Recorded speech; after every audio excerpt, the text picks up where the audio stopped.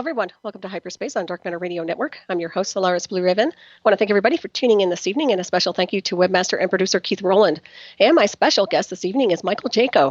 And Michael Jaco was born and raised in Columbia, South Carolina. He enlisted in the United States Navy in November of 1978 and started his career as a Navy hard hat diver. He volunteered for Basic Underwater Demolition, Sea, Air, and Land, BUD/S training in August of 1981.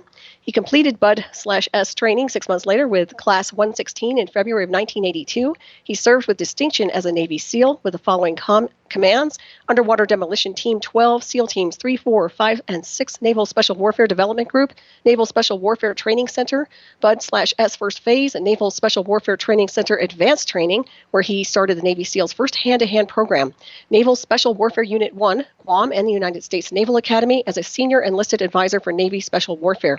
Upon leaving the U.S. Navy in December of 2002, he has served as a high-risk security professional for over 11 years, providing security leadership in direct support of military operations protecting government officials in the most violent war-torn areas of the world from Iraq, Afghanistan, Yemen, Pakistan, and Libya. And Michael is the author of The Intuitive Warrior, Lesson from a Navy SEAL on How to Unleash Your Hidden Potential and the Awakening of a Warrior, Past Lives of a Navy SEAL Remembered, and we'll be getting into that this evening. And Jaco shares his lifetime to inspire others to do the same. Past life discovery can transform our worldview, culture, and religion and open up the potential for a richer and fuller life.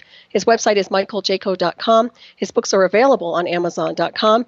And it is with great honor I have Michael on the show this evening. And Michael, welcome and thank you for your service in the military. Oh, thank you very much, Solaris.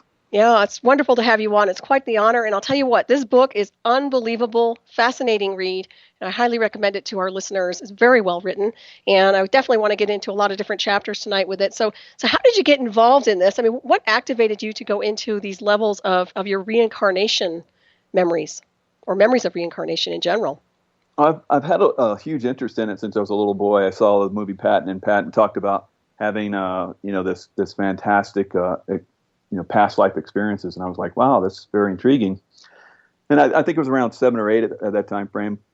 And over the years, I've read books on past life, people that have had past life experiences, and I was always intrigued by that. It just kind of pulled to me.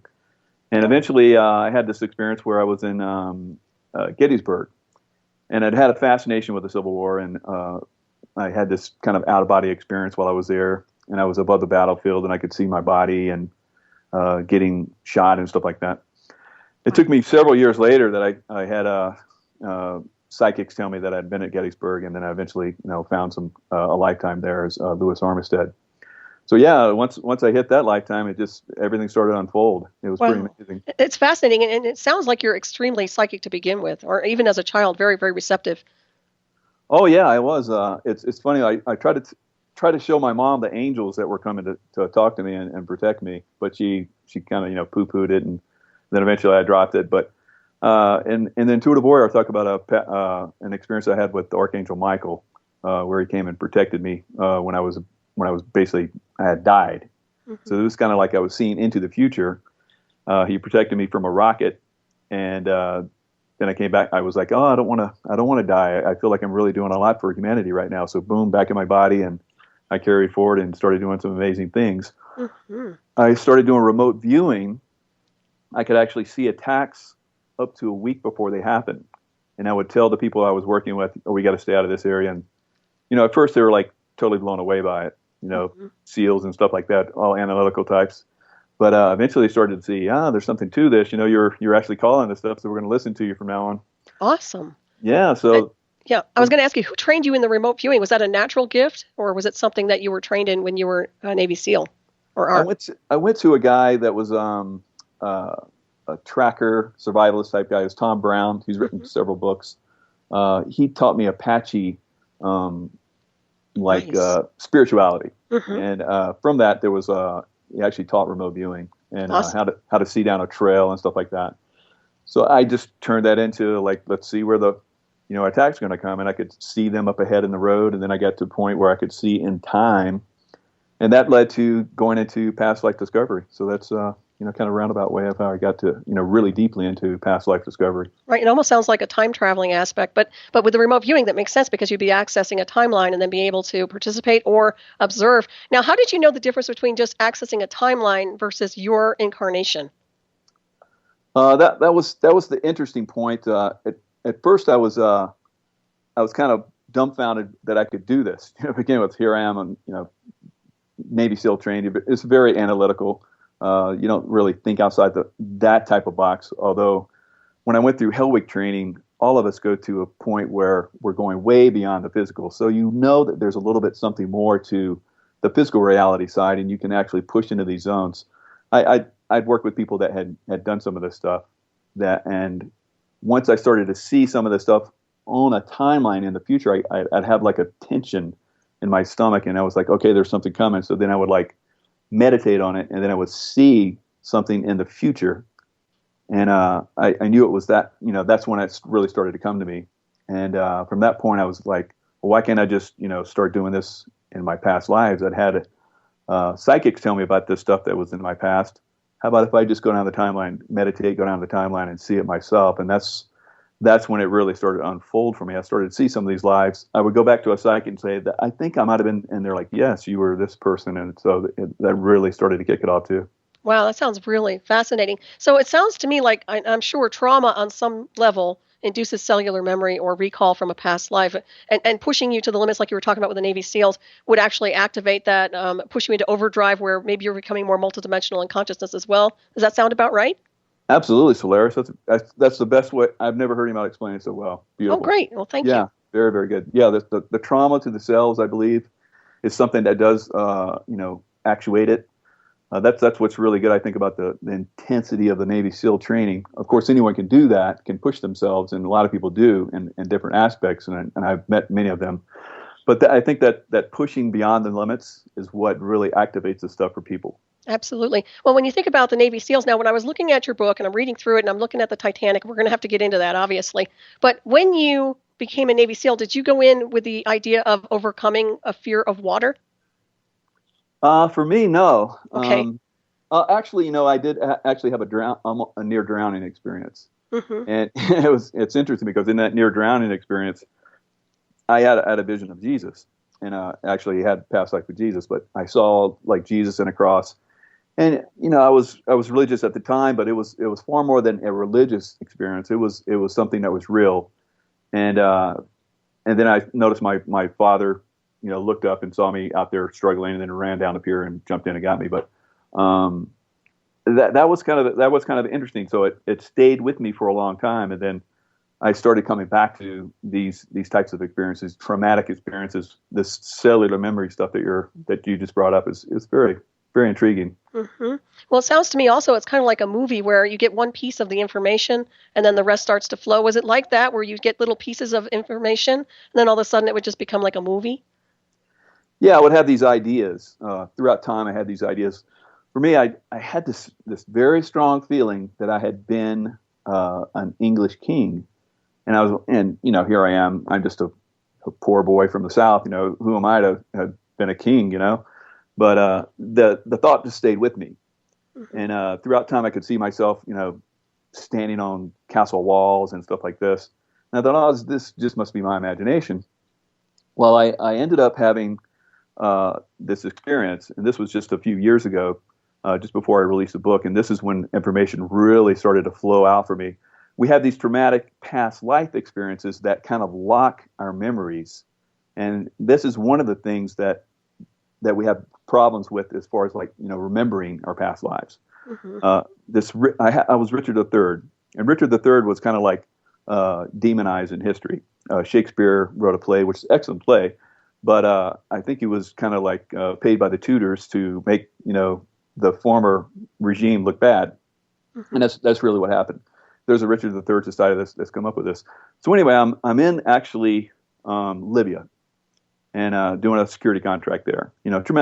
Traumatic place. These traumatic places kind of like started to bring some of the stuff out for me. It's kind of interesting. Mm-hmm. But I had this like whisper, and I've had a couple whispers before. Most of my stuff is visual. I can remote view. I can see things. I get these feelings, and I can see them. But this was kind of like a whisper in my ear, and it was like you were Richard III. And I'd already been doing a little past life research. I found several lives. So I looked at Richard III, and it was horrific. I was like, no way, that just doesn't seem like me. Because they were talking about, he like killed these two princes and stuff like that. Right. Well, that's hardcore when you start looking at things like that. Now, another thing also is, how did you correlate it was you? I mean, was there something that actually contains itself within you now on this timeline, like maybe scarring or something in the eyes or some kind of an imprint of some kind? Did you notice at all? That's happened in some of my past lives. For instance, the first past life that I found, and this is interesting because you once you connect with this traumatic experience, it releases all that negativity and you heal from it, which is what happened with Richard III. I'll get back into that. Yeah. But my first one with the Gettysburg, being Lewis Armistead. Lewis Armistead was wounded in the left knee and in I think the right arm and the shoulder and stuff like that. I had my left kneecap shattered in a jumping accident. My shoulders were ruined from many years as a SEAL. Once I made the connection that I was Lewis Armistead, these things healed. I didn't really have any problems with them after that point. Nice. With the Richard III incident, and many people have this happen to them too. With the Richard III incident, I was denying it. I was like, no, there's no way I could have been Richard III. I looked at all the stuff. I looked at the castles, and I was like, I had memories of it, but I just kept denying it. And that's something I had been doing throughout time for a long time. It was one of the last king lives that I had in England. So I went back home, and I was living in Sedona, Arizona at the time. Very spiritual, high energy place. Oh yeah. Or Texas and stuff. It's a beautiful place. So my wife had made a little altar area, and she'd had a fountain, a spinning fountain, and she wanted me to she moved it, and she wanted me to put up a treadmill. So I'm putting this treadmill up, and all of a sudden, I fell like I'd just been stabbed, and then I started feeling stab wounds into my body, and I felt every one of the stab wounds that Richard III got, because he was the last king to die in combat in battle. I felt every one of the stab wounds. I felt them, and then as I'm laying there, I'm like, okay, I get it. I was Richard III, and then it went away, and then these king lives just started flowing out. It was a traumatic experience. It had been demonized, so I didn't want to approach that again. Once I did, it released all that energy, and I started having the memories flood into me. It was great. Right. Well, that's the cellular healing too. And I'm sure you're into holistic healing, but that's the whole process, is dealing with the multidimensional body, so that what we're dealing with, like what we can't accept at the conscious level as a society and people in general, they shove into their subconscious. That's always happening. And that has a lot to do with past lifetimes and also future lifetimes and in between the spaces. Have you done any research insofar as your incarnations in between birth? That's my next step, actually. Is it? Wow, yeah. I think that would be interesting. I would love that. Yeah, I've done a little bit of remote viewing into that, and I had one past life regression where I was taken into life between lives, and it was fascinating. That's where the real information is. Right, and you have actually worked with past life regression therapists, is that right? Oh yeah, several. Okay, yeah. And so obviously you have to find somebody who's credible, and I'm sure you found some really good people. I did actually, and it was amazing because one of the women that I worked with I had past lives with, so it was, it was amazing. You were talking about, you actually referenced this on your link on your website, where you were talking about soul groups and soulmates and things like that. Maybe we can get into you elaborating a little bit on that. But I do believe that souls travel in groups, and it doesn't surprise me that we encounter each other on this timeline to whether we fulfill something we didn't get to fulfill the last time. So that makes sense to me. Oh yeah. My wife has been we're soulmates, and we've been together in many, many lifetimes. It's not absolute that you're going to, be with your soulmate. You both have, things you're working on, but we've had some very serious lives. Wow. So does she have past life recall as well, or no?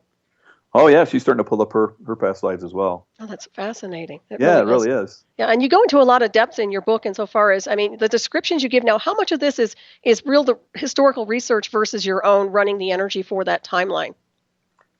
This is the interesting thing. I would first run the energy. I would have I would kind of someone like a psychic would tell me, okay, you were in this lifetime. They wouldn't give me a specific person because they're trying to activate me to do the research and find it. Mm-hmm. So I do a little research and I say, okay, this person looks a lot like me. It's got my thread, the things that I do, the way I think. You can sometimes even see yourself. I mean, I've looked at some of these lives that are like, I'm looking at myself. It's amazing because we bring the facial features with us as well, body and facial features. Mm-hmm. That makes a lot of sense. Yeah. Oh, absolutely. Yeah. So I would see some of that, and then I would start to make the connection, and then I would think, I'd meditate, go into these lives, and I would start to, if I really got some good feelings about this life, or start to see things in this life, then I would be like, okay, this is what happened in that life, and then I would come back and I'd do the research, and like, there it is, it did happen in that life. Or if it did not happen, then I knew that most likely the history was either manipulated or somebody filled in the gap and filled it in wrong. Right. Well, history's been manipulated quite a bit. Oh, yeah. Well, and actually, I think, and this is what I love about the soul and the spirit, because there's cellular memory and there's a pure record of information that hasn't been tainted, censored, or edited. So when we learn how to access these quote unquote files, cellular files, however you want to describe them, then we start recalling all this data. So I find it fascinating that you were able to do this, because not many people know how to do that. I've been actually teaching several people, and anyone can do this. Anyone Awesome. can do this. Yeah. So there's a friend of mine that I've met. Actually, he read my book, Michael Tomlinson. He's in Florida and a coach in Florida, defensive coach, really successful in the defensive coaching in a high school. But he has connected with a lot of his lifetimes, and he started it with reading The Intuitive Warrior, and he read The Intuitive Warrior over and over again. It just appealed to him, and he kept finding more and more information. It started, to unlock him. Mm-hmm. And then I was talking on Facebook a little bit. I have lots of friends on Facebook, and I pass on information through Facebook a lot of times, and he was connecting with that. I was like, that sounds very interesting. So we started a little conversation. He eventually did his own past life regression, and he started finding some parallel lives that we had together. And which is like you're talking about, your soul groups they start to attract each other. A lot of the people you're like your best friends with, you have really good relationships with, those are very, very likely your soul group, twin soul group, or soulmates. Mm-hmm. I agree. Totally. Yeah, we find each other, don't we? It's all about frequency too, I think, and vibrational signature. Yeah. Mm-hmm. That makes a lot of sense right there. And of course, when I was reading your book, and I told you off air, this is almost a real reflection of a very old soul. Because when you're looking through this information, I mean, this isn't some touchy-feely little, touching the surface of data. This is actually very hardcore and very deep. And what I do want to get into is the Titanic, because you were referencing imagery and information as a child, and children are very psychic and very sensitive. And why would a child elaborate on that data? I mean, I'm very much in tune with the fact that children are really, really tuned in to past lifetimes. Oh, yes. There's a guy that I reference in the book. His name is Evan Justin. He was very interested. He read my book, Intuitive Warrior. His mother is intuitive, very much like yourself. And she actually recommended it to him because he wanted to go into the SEAL teams. So he read the book and he contacted me, and we had this conversation going. And he started to relay to me the story about the Titanic. And his mother told me that he couldn't talk until a certain age, which was unnormal. But she just let it go. She felt really good about it. And then I think they were driving over a bridge in Charleston, South Carolina, or maybe they were in New Jersey still at the time. But they were driving over the bridge, and he said, in that life, he just came right out and he said, in that life, I was the daddy and you were the daughter. And that was the first words he said. And then it was talked about the water and how he was afraid of the water, and then eventually came over his fears of the water. Mm-hmm. And the things that he talked about I actually have this chapter in my book where he relays this information about the Titanic. His grandfather had a National Geographic Titanic, issue out, and he looked at it and he made a connection, and then his mom took him to the Titanic exhibit, and he started making these connections, and he overcame the trauma of actually being in the water. Mm-hmm. Right. And then he wanted to be a Navy SEAL. So it's pretty amazing. It's really fascinating, and I've talked to a lot of people who have this weird, eerie connection to the Titanic. I can't tell you how many people. I don't know if it's a mass collective dream pool psychic imprint, but so many people have a connection to that ship. Oh yeah, and that's one of the things I talked about too. I think that a lot of us were incarnate during that time frame, and we had this great fascination for it. Like it was unresolved trauma. It was like, what happened, Right. And then when the movie came out and they'd done all the research and they found the Titanic and stuff like that, I think that basically uncovered a lot of stuff that people were trying to find. They wanted, closure on that, and that I think over 1 billion people saw that movie. It's just like it was amazing, right. And I think those moments in time where we all connect and we have this healing moment as a group, it takes us further. Mm-hmm. It heals us from that. The trauma, the cellular memory is gone. I so agree with you. And that's why I think the power of the mind and also collective higher consciousness is very impactful on this world. I mean, if we really want to change the world, we could easily access timelines that are not functioning properly, so to speak, or maybe have trauma on a planetary scale and heal these things. I mean, if people were really up to speed on that, we could really turn it all around. Oh, absolutely. And that's nice you talk about that, because in my book, The Intuitive Warrior, I talk about how I started to do remote influencing. So I knew these attacks were coming. It was very frustrating for me because all I could do was just tell people about them. And I was like, well, how about if I go in and I influence them? Maybe I could send some energy to it. Mm-hmm. So I started getting to the place where I would remote view these attacks coming. I would feel them. I would remote view them. I would see them coming. I would go in and I'd start to send love energy to these attacks coming, and they wouldn't happen. Wow. So I would come into cities. I was doing a lot of travel in Pakistan at the time. I would come into these cities that had been every day for like 2 weeks, bombings everywhere. Mm-hmm. I would come into these cities and I would send out this energy wave over the city, and the attack would stop. Wow. And then the day that I left, the attack would happen again. I mean, within hours, they would start again. So your energy is actually changing the whole dynamic and the vibration of the area. And we all can do this. I mean, we all have these stories of people praying. People are about to die from cancer or something, and prayer groups get together and they pray for these people, and they miraculously are healed. There's just no more cancer in their body. So yes, our minds, like you said, are very powerful. If we can tap into this and believe in this ability, we can change our world for the better. I'm glad you do that, and I'm so I'm very much in tune with that, very much. So we're sending positive vibes versus the negatives. And of course, in a world where everything feels like it's chaos and motion sometimes, I really believe that the power of prayer, higher consciousness, whatever you want to call it, really is something we're desperately in need of right now. Oh, I agree totally. Yeah, and I'm glad that you're... Go ahead. We're focused too much on the negativity. Mm-hmm, and, absolutely. And they're sucked into this negative spiral. Yeah, there's no doubt about it. And I was going to ask you, coming from your hardcore Navy SEAL background, I mean, and even your current timeline of what you're doing right now, how's everybody accept what you're doing in the world of reincarnation? Do they have a resonance with it?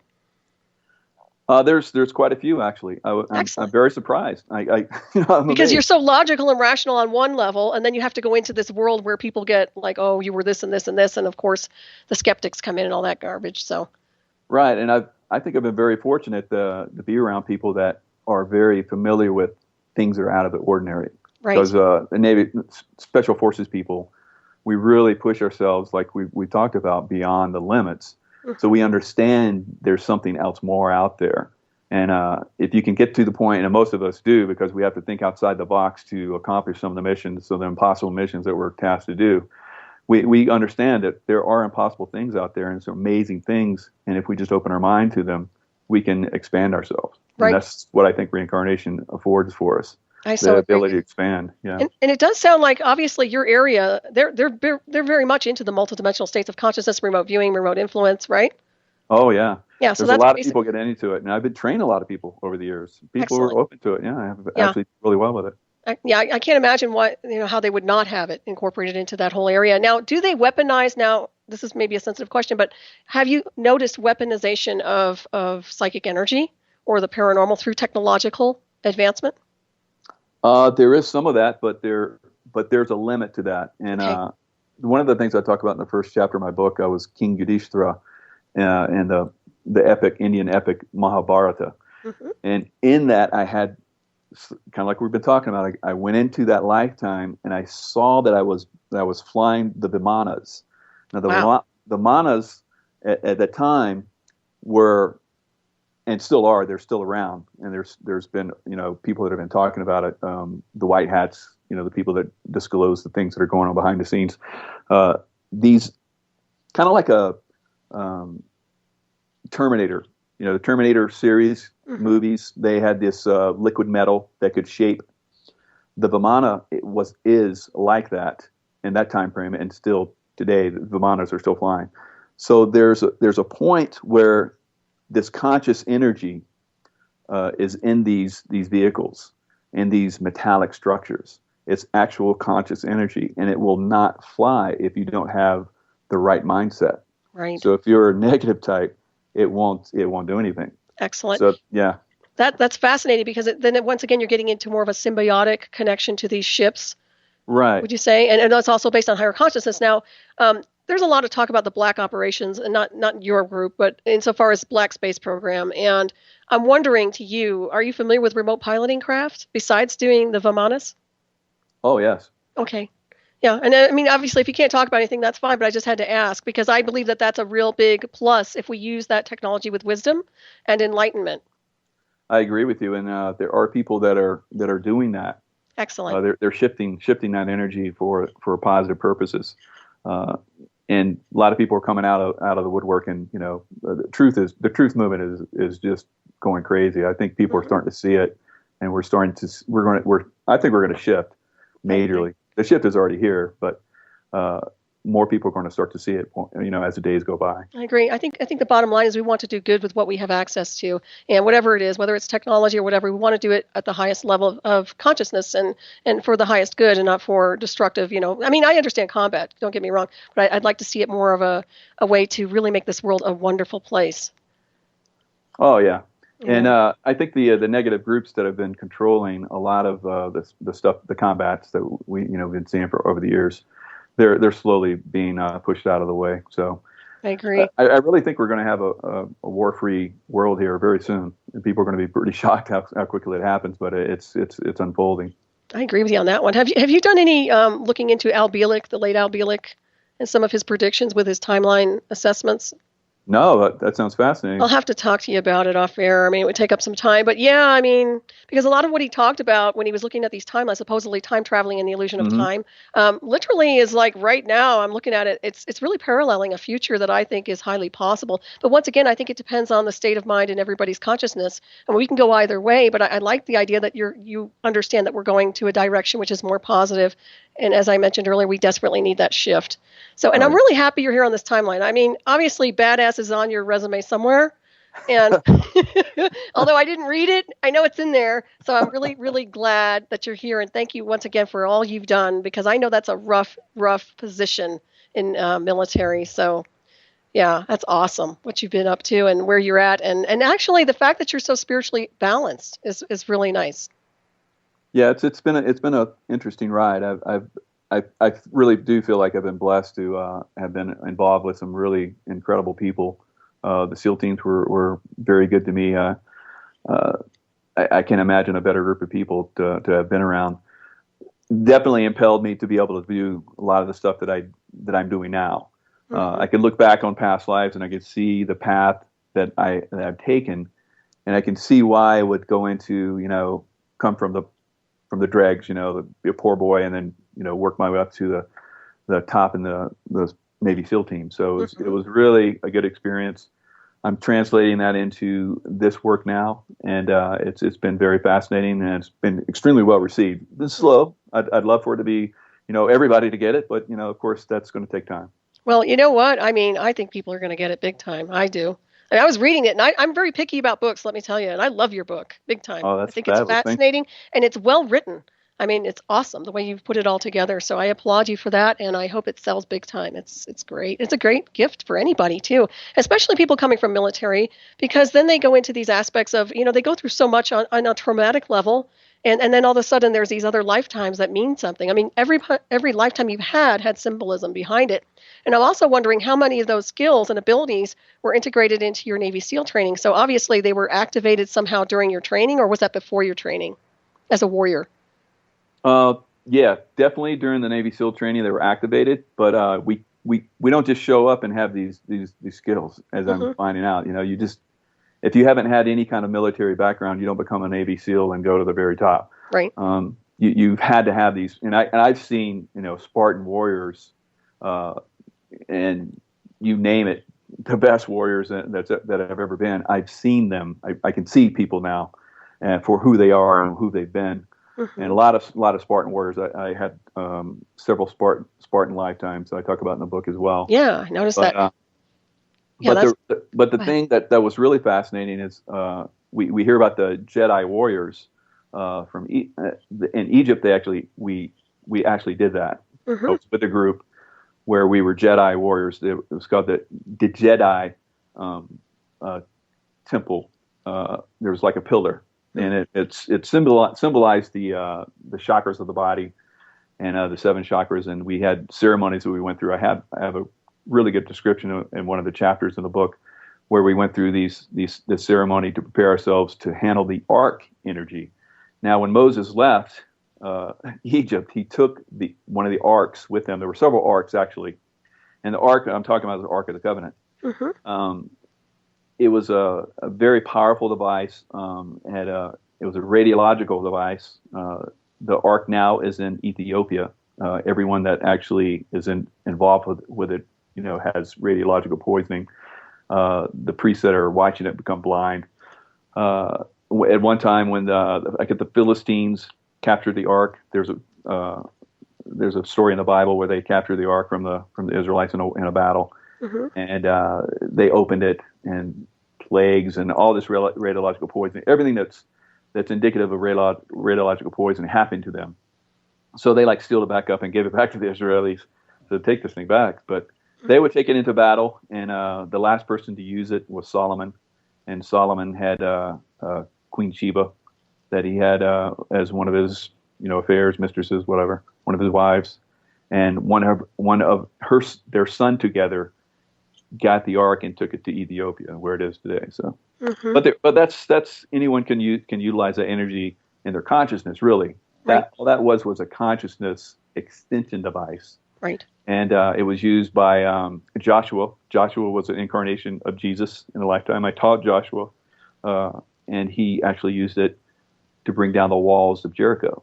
Wow. So, yeah. That's pretty powerful. Yeah. So all these stories. I mean, when you start to make these past life connections, and you start to read into the past life information, you can start to see all these things. They really start to unfold for you, like they have for me. It's fascinating to see history as it really was, not as it's being told to us. Absolutely. And I also think there are big players on the game board here, if you want to call it that, on the world right now being incarnated, which means we've been here. The ones of us who had a huge impact on the timelines we lived, we're actually here bringing that energy forward again. Now, when you talk about the Ark, I find that very fascinating because to me it reminds me of the Vril. Remember the Vril Society? And also Light Body into Merkaba. Are you familiar with Light Body? I'm sure. Yes. Okay, so to me it sounds like a form of a Merkaba, which is a multidimensional vehicle of higher consciousness, of course, and it takes on an electrical form. But absolutely. I mean, that's just the way I interpolate it. But it's fascinating, totally. Yes. And then it was a machine that had come down from Atlantis, a device, and there were several devices there in Egypt. That was one of the last ones. I think the rest of them are probably sealed up in Egypt underneath some of the pyramids and stuff like that. But yeah, those were very interesting devices. They accentuated the energies that we were sending out, so we could tap into the arc energy and send out positive energy, and we could have like I did in some of these places I've been talking about. I would come into an area and it would be peaceful. Right. So that's what we were doing with that arc energy as a group, but individuals can do that as well. That's amplification, yeah. Amplification of thought, energy. I mean, there's just vibrations, love vibrations. We all talk about how love is the most powerful force in the universe. Everybody believes that, but do you really believe that you can use it? No, most people don't think that they can, but everyone can tap into this. It's just very powerful energy. I agree. Well, they're so distracted from day to day is what I get. I mean, that's what I'm seeing is just this kind of getting derailed. A lot of people getting derailed. Unless you've done the spiritual work, then it's, for beings who have done the spiritual work, it's a lot easier to access that information and energy and consciousness versus the regular people who haven't. But I agree with you. Everybody can do that. And also with the Atlantean things, I'm well aware that there was a cellular recall, which means a lot of the technology was embedded into the beings at the time of the transfer, so to speak. So a lot of Atlanteans actually have a database of knowledge and skill and information, and also some of the technology built into their own DNA. Oh, yeah. Nikola Tesla was definitely a a good result of that. He came in with all that information. Yeah, he was fabulous. I love Tesla. He's one of my favorites, indeed. Yeah, me too. And also, I want to cover a little bit. Now, you touched a little bit on the Sphinx being a representation of Anubis, which I thought was really important because most people don't put that together. Right. That's a very in-depth story. We can go all the way to the star system Sirius, and Sirius obviously we're all star beings. Star beings came here and passed their DNA onto us, and there's Pleiadians here, there's Syrians. I mean, we could go on and on. But the Syrians basically very much impacted the Egyptian landscape. So Anubis, the dog, was at one time what the Sphinx is today. It was surrounded by water. The Syrian beings that came in, they had to be within a body of water. So that's symbolic of that. The mermans and the mermaids, all these stories that we think are just myths, are actual beings that came here to send us information to continue our evolution. And they're still coming. They're still impacting several people. People talk about having been impacted by certain beings, and it's they're still helping us evolve. So it's great. That was and so they helped us evolve quite a bit there. And after the Great Flood that destroyed Atlantis, they had to help us get back on our feet. So that was very, very. The Dogon tribe is a tribe. For thousands of years, they've been talking about the Sirius star system. Not until I think 1995, some of the star systems that they were talking about in Sirius did they actually discover by telescope. And they've been talking about it for thousands of years, how these planets rotated, their rotation patterns, stuff like that. And we couldn't see them until 1995. How did they know that? They say that the Syrian beings came and told them. So I believe that because they have a very advanced technology that they have access to and have been holding on to and passing on for generations after generations. Exactly. And it's that's the storyboard right there. It goes from generation to generation where it's sacred and kept safe, I guess is the word. You think about it, because everything else has been censored, edited, and a lot of people were taken out because of their knowledge and wisdom and enlightenment. We all know that. Oh, yeah. And I think that, some of the secret societies, we kind of think the Masons and the Templars and some of these other secret societies are bad because they keep secrets. It's because they have, been secreting this information away, protecting it. They're the holders of vast libraries of information that, if they hadn't kept it secretive and kept it safe, it would have disappeared. So I think we see it in artwork. Leonardo da Vinci, I talk about this friend of mine, Michael Tomlinson. He was Leonardo da Vinci in a past life. I was Lorenzo Medici, and I sponsored the Renaissance. Michelangelo, Botticelli, who was one of my twin souls that I met in this life. We come in twin soul groups when we incarnate as souls to begin with. Usually 8 to 12 beings come in with you, male and female, and these are your twin souls. This is as I understand it. As we come deeper into this vibrational force, this syrupy third dimensional reality, we split from our part of our soul so we can handle the information and still evolve. And that's either our male or female side. And I've discovered some of these people, but Botticelli, Michelangelo, Leonardo da Vinci. Leonardo da Vinci was tapping into some deeper stuff. He had some secret society information that was coming to him from the Templars and the Masons and so forth. They allowed him that information so he could share that with the world. Exactly. So it's fascinating. So to come full circle with some of these people that I've been working with throughout these many lifetimes, and have them come back into my life and know that we have worked together, makes it so much more powerful. Imagine the people that you're working with right now. If you knew that you had been working with them for thousands of years, how would that impact you? Right. That's well said. That's so well said. And are you familiar with soul extensions? And we talk about lifetimes incarnating here on this planet. What about off-world incarnations on other planets and other star systems? Yes, I believe we go and study in other star systems on occasion too, to highlight or get more information and bring it back so that we can impart it, with the soul groups here. Yeah, right. That's definitely happening. I agree with that too. And also, I would like to ask you: do you think anything is running interference insofar as a frequency fence, trying to prevent people from establishing this network of higher consciousness and multidimensional mastery because of the empowerment behind it? Yeah, I think we've kind of been a prison planet for a while because we had some negative beings. We have negative beings that are here that are impacting us and have been impacting us for a long time. Mm-hmm. So they kind of isolated us for a while until we can work through this. But I still think that there are beings that are coming in, positive beings. It's obvious because things are turning around so rapidly. I mean, I can see that you can see it. Some beings still make it through. I've been told that I haven't been off planet in quite some time, and that would make sense because I don't feel that. I have a very strong sense that I am Syrian, and I've been told I've been Syrian. Mm-hmm. I can connect with the planet Sirius. I could just send my consciousness to Sirius, the Sirius star system, and I'm welcome there. So it's kind of interesting, and Right, it's I feel instantaneous. information coming to me. Yeah, That makes absolutely. sense. There's no distance in the illusion of space and time. Absolutely. And you know how to navigate. Yeah, I get your language big time. I'm And most sure. people experience this anyway. I mean, just think about if you have a very close friend or your significant other. My wife and I used to do this all the time when I travel, on the other side of the world. I would think about something. I would call her just as she's getting ready to call me, and I was just thinking about it. So we have this instantaneous, connection. So Mhm. we can do that in thousands of miles. Why couldn't we do it, light years? Absolutely. And we can, and that's the bottom line. What's interesting is when you were traveling, did you notice a huge difference in vibration and frequency from America versus, say, the Middle East or some other area across the globe? Yeah, there's these things called ley lines, and these ley lines are vibratory energies that run throughout the planet, and they're lines. Some of these lines are negative, and some of them are positive. The Sedona energy obviously is positive. Where I'm at right now in the Lake Tahoe there's some positive energy. Lake Titicaca, we can go on and on. There's lots of power points, Glastonbury, Tor, on and on. Beautiful, energetic places on the Earth. They've been disrupted, but the energy's coming back. Stonehenge, all these places were built to harness these energies from space and the Earth to highlight them and make them more powerful. They've been disrupted. The pyramids were disrupted. I mean, so on and on and on.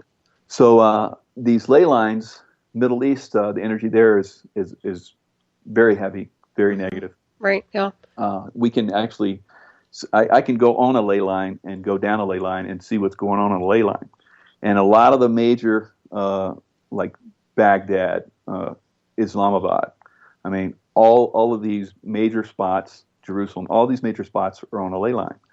And this ley line has been disrupted by negative forces. So what I would do, I was on one of these ley lines like in Sedona, and when I was in Columbia, South Carolina, we built a medicine wheel and started sending energy down this ley line. My wife would do it while I was overseas. It was amazing, send me energy. But we can transform these energies, and like I was doing as an individual. And there's also people, the Maharishi yoga group actually does this, and they've been documenting this information for over 20 years, how they can meditate on a certain area, send it, good energy, and the negativity, let's say killings, murders, even accidents go down 70% while they're doing this study. And then once they stop, it goes back up. But we can leave energy there. And as I found, I started to refine my energy so that when I left, it wouldn't come with me. I would leave a little bit of, refined energy in these places. And that's what we can do on these ley lines. So the ley line that runs through the Middle East is very disruptive. I think it's been, through work that I'm doing, I'm sure there's other beings. I can feel the other beings. I can actually connect with other beings now that have the same thoughts that I do. And everyone, I would say obviously not everyone, but there's a very high percentage of people that want this stuff to stop, but they don't know how to use their energy and to do that, but they have this desire. I can tap into those positive desires and highlight them. Beautiful. Yeah, and other people can too. So that's what these prayer groups are all about. Prayer groups, meditation groups. We do more and more people are getting into this, and we're seeing the changes happen. It's fabulous. I agree with that. It is very impactful. I used to do a lot of what we call grid running, which is similar to what you do, but it's a grid. You're working on the ley lines of the planet, sending light to areas that you feel guided to send. I used to do that quite often. It's a long story, but yeah, so I get it. Yeah. I think I was doing a lot of that as well. And I think over the last few years that work has changed. And that's probably why we're not doing it anymore. Right. We reached a level where that's not necessary anymore. I think there's still groups that, and it's still important to send these vibratory thoughts and good energies, to different places and to people. But as far as like the big energy work, it's not needed anymore because we've already shifted enough that we don't need it. It's amazing. Mm-hmm. Well, what about repair work? Now we send light, we send the energy to heal, I guess, or enlighten, maybe cause some peace in the upheaval in the Middle East, for example. But what do we do about repairing? Now, are these ley lines in need of repair, do you think? They are, but they've come a long way. I think that if more people understood these ley lines, that they could send the energy into them, that would be extremely impactful. Mm-hmm. The energy from, if you live near the coast, you can feel the energies of the waves. I mean, people just get into this meditative, if you look at a fire, it's like an alpha state.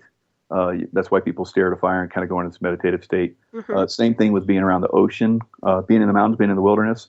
These are good meditation points. The Middle East area has lost a lot of this. So, but it can be regained very, very easily. Right. But the negativity that's there, if people can think about, running energy down these lines that are around these areas, that would be extremely helpful. I agree with that. Well, what happens to the people? It's my impression that some people who are really maybe even possessed, I guess is the word. If you try to download a lot of light into their radius, they seem to act even worse. Like they can't handle the frequency or the higher consciousness. Is there something going on with each individual being, or maybe they're possessed by an entity or some kind of a disembodied spirit to a point where they're not allowing the energy to descend in, so they become more peaceful as a race? This is very interesting. When I was in Iraq in the early days, when the just after Saddam Hussein, and this is interesting too. I was in a meditation group in a actual holistic medicine wheel, and I did a sweat lodge and stuff. In the sweat lodge, I was with American Indian. We prayed because we knew that I was going over to Iraq and to Baghdad, mm-hmm. and we prayed that Saddam Hussein would be found. The day that I landed, within an hour after I landed in Iraq for the first time, Saddam Hussein was pulled out of the hole. So these energies can, if you send the energy correctly in a positive way, they can be successful. Mm-hmm. Well, I had learned how to actually fight negative energies on a certain level, and I had done a little bit of it already. Mm-hmm. So I knew that there was this one guy that was formulating the attacks that were happening in Iraq. He was a mastermind, and no one knew who he was, but I saw the picture of him. About a year after I saw this guy, it came out that it was Zarqawi. So eventually, my old SEAL Team 6, actually took him out. Mm-hmm. But I actually tried to attack him on the etheric level, mm-hmm. and amazingly powerful negative being came at me and chased me out of there. I went right back to my body, and well, no more of that. Interesting. Yeah. So I eventually learned that if you send positive energy, like we had done with Saddam Hussein, mm-hmm. it works good. All I do is I think about surrounding them, sending them love, and I let the love energy do the work. I don't think about how it's going to be done. I don't try to make it happen. I just send it. When I was in Pakistan, I did the same thing with getting Osama bin Laden. Mm-hmm. So I knew I remote viewed him there. I knew he was in Pakistan. I can't share this with anybody, or I didn't at the time. Yeah. But we eventually discovered where he was. And it's interesting because my old team, SEAL Team 6 Red Team, was the one that took him out. Mm. So for almost a year, and there's a lot more to the story that I can't share, unfortunately, but for almost a year, I worked on sending this energy and just love energy to him, and not necessarily taking him out. I didn't know how it was going to unfold, mm-hmm. but it did unfold. So that's another. Yeah, do not attack someone. It's interesting you say that, because I do agree that when you're on the high ground, and that means higher consciousness or a higher level of dimensional space, that you have the upper hand, in my opinion. You're working on a higher frequency, therefore you're not going to be affected. If you start Velcroing with combat, and once again, that's a rough water, because you're going to get, I call it Velcroed. But what I'd like to ask you is, you obviously are familiar with psychotronic warfare and electromagnetic warfare. Are you familiar with it being deployed against people insofar as scrambling their brainwaves? I'm not familiar with it, Okay. but I do know it exists. Okay. That's And okay. yeah, I think there are people. I think there are abilities that have been. These are some of the negative abilities that are Right. starting to get shut down.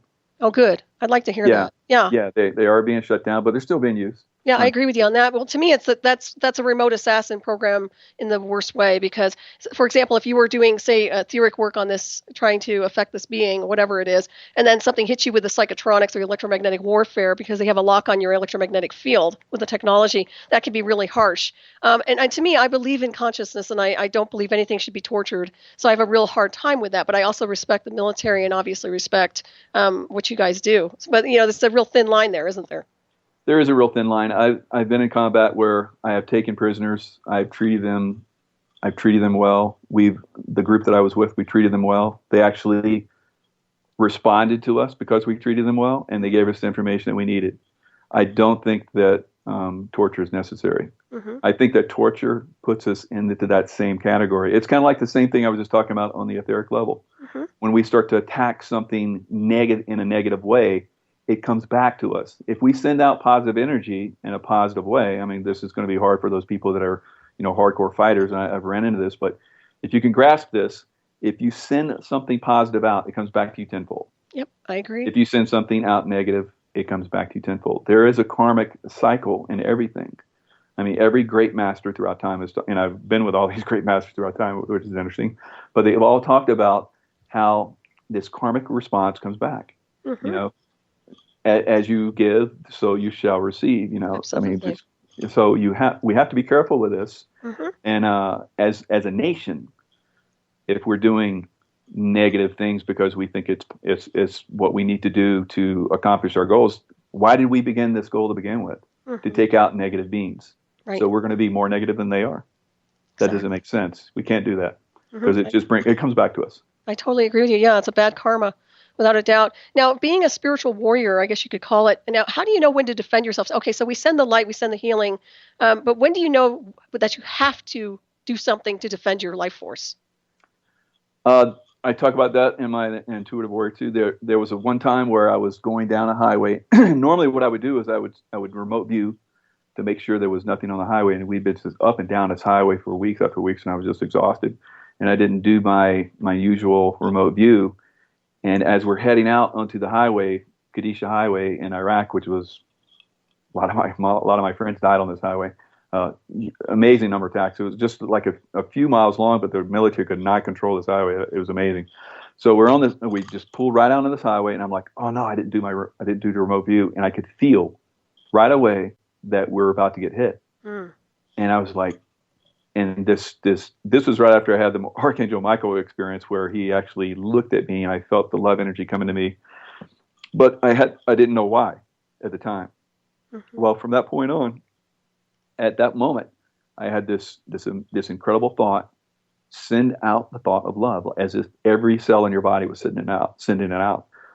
So I when I get these feelings, I know not to discount them. So I just started doing it, mm-hmm. and I was just like concentrating on it, send it out, and then I could feel that we were through it, whatever it was. Mm-hmm. Protected by divine grace, isn't it? Another one of our group came right behind us, within a minute behind us, and I got hit by a rocket attack. Gotcha. There were guys right there ready to ambush, and for whatever reason, I'm not going to say whatever reason, I know, because I've had the experience over and over again, to send out this ability, this love energy. Mm-hmm. Anyone can do this. I teach it to everyone that I work with. They do the same thing, and none of the people that I've taught have had an incident as well. So it is a powerful thing. It is. I agree. I know it works. I know exactly that you're correct on that. It's I call it divine intervention on a lot of levels, but you're projecting out the energy, and then of course the universe does accommodate as well. So it's on a multidimensional thing. Now, that wasn't about shielding. You didn't set a shield up or a cloaking system. You actually radiated the love. But okay. I do the shielding as well. I've learned that as well. So I shield the place. I shield the places where I live. I protect people that I love, of course, as mm-hmm. well. Shield them. It's a love shield. It's love energy that's in the shield, protecting them. It's been very effective over the years. I mean, I've been in the worst combat areas ever, and every place I've been, there hasn't been attacks, and no one's gotten hurt. Well, I'm really glad you're here on this timeline and you stay protected, and I know you will because we're all going to send you really good love and healing too. It makes a difference. Thank you. Oh, you have a wonderful I'll take all the love I vibration. get.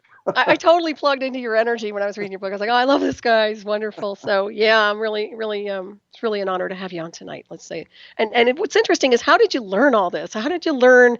A lot of people go to schools, they become initiates. Obviously, this is something that's bled through your multiple lifetimes, perhaps.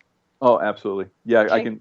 I was wondering, how is it that I can do these things? And when I started the real discovery of my past lives, I'm seeing this stuff. I was Ananda with Buddha, and I started having these feelings that Ananda was with Buddha. He was a cousin of Buddha. Buddha actually came and got Ananda and brought him into the so they could be a monk. And I think they call it the Singha. But anyway, he brought him in.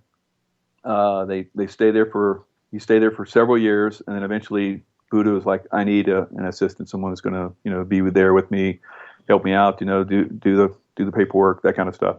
And no one would volunteer. Well, a lot of people volunteered, but he didn't want to take anybody. And he said, "Ananda, I want you." And I was like, "Me?" And so for 25 years, I was his personal assistant until he died. So every lecture that he ever gave, I listened to it. I traveled with him everywhere, so I was always with him. I could go on and on about the memories of that life, just amazing memories. I talk about some of them in that book where he stopped an elephant that was charging us, and the energy, his energy was amazing. He told me that if I do not ascend in that life, that I would be 8 kings of India. So I've discovered, I think, 4, maybe 6 of them so far.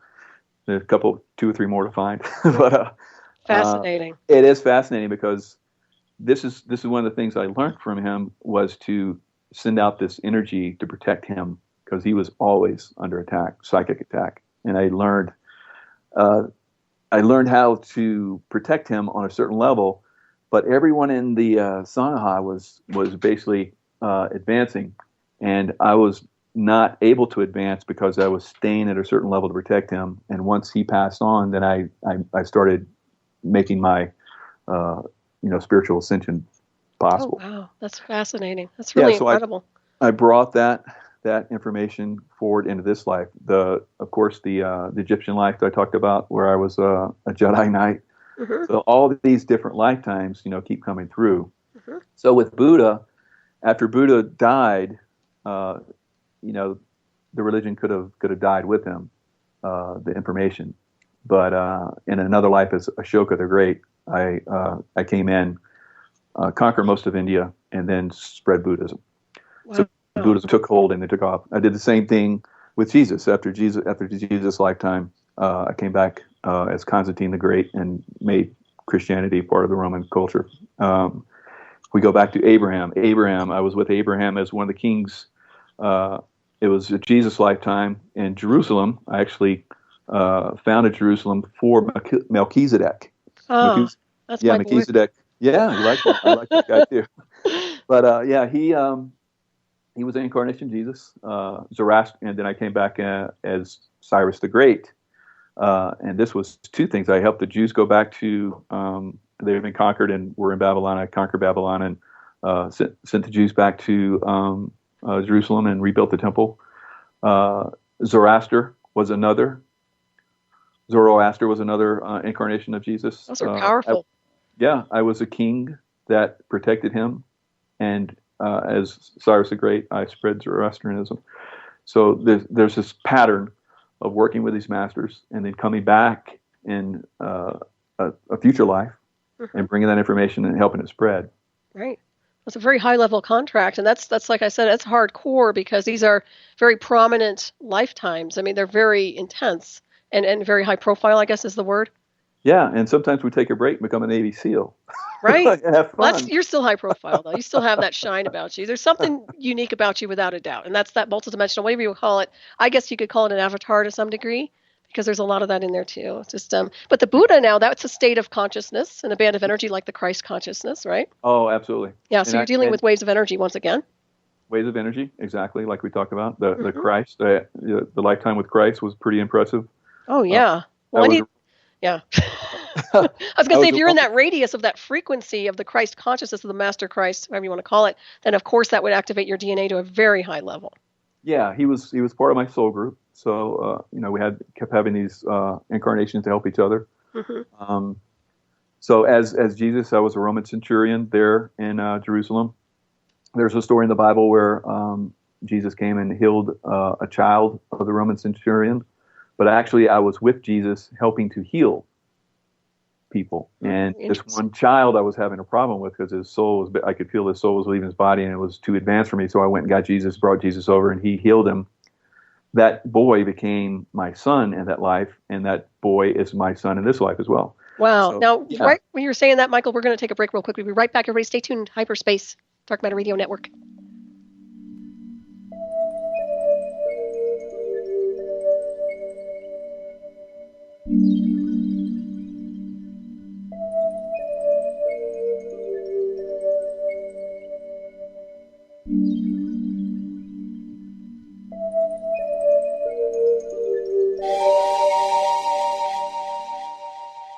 Welcome back, everybody, to Dark Matter Radio Network. I'm your host, Solaris BlueRaven. I'm here on my show, Hyperspace, with my special guest, and we're talking to Michael Jaco. And, of course, we're discussing The Awakening of a Warrior, which is available on Amazon.com, Past Lives of a Navy SEAL, remembered. That's just fascinating. And, Michael, you with me?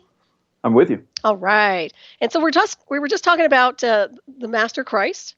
And can we Yes. elaborate a little bit more on that? What is your impression of the sacred bloodline of Christ, and what impression did you receive on that timeline?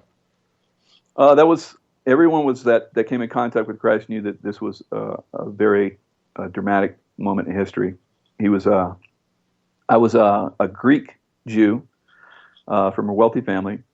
My family was into shipping. Paul, there in the what we're normally called the Sea of Galilee, but the Sea of Tiberias. And I have a Jewish friend that told me that they still call it Sea of Tiberias, not Sea of Galilee. Mm. But anyway, he had a shipping interest in the sea too. Sold sails and stuff like that. Paul was, of course, would eventually become St. Paul and pass on a lot of the information of Christ's teaching as well. Mm-hmm. But from all of this, everyone was starting to be attracted to Jesus because he was breaking down the barriers that had been put up to connection with God, and Roman